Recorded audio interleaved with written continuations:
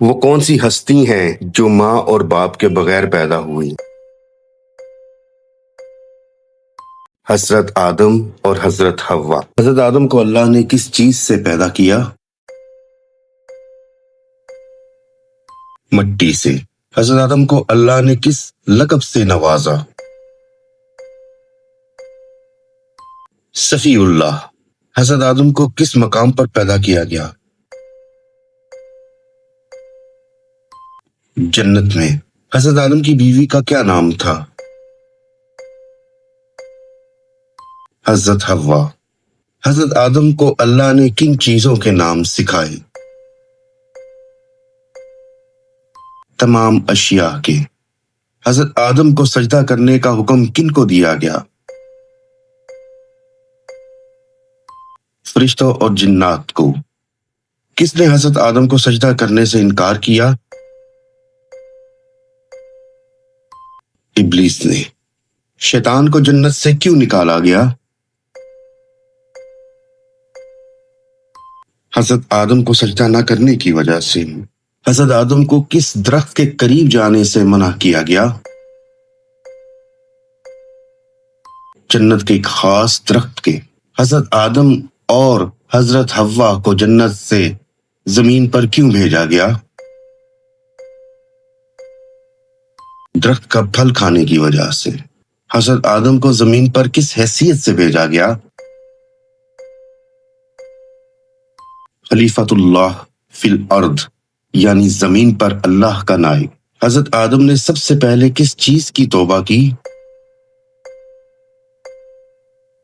اسی درخت کا پھل کھانے پر۔ اللہ تعالیٰ نے حضرت آدم کی توبہ قبول کی یا نہیں؟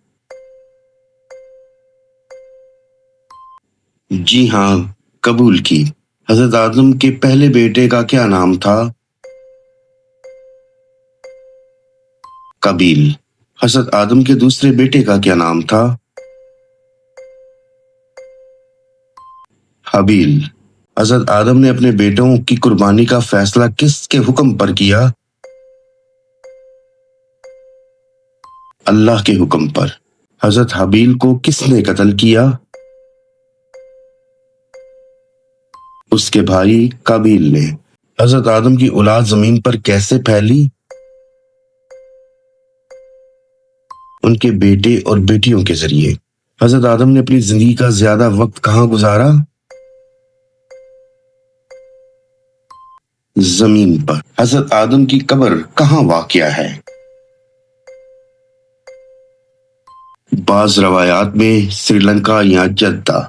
حضرت آدم کتنے سال زندہ رہے؟ تقریباً 1000 سال۔ حضرت آدم زمین پر کس چیز کی تعلیم دیتے تھے؟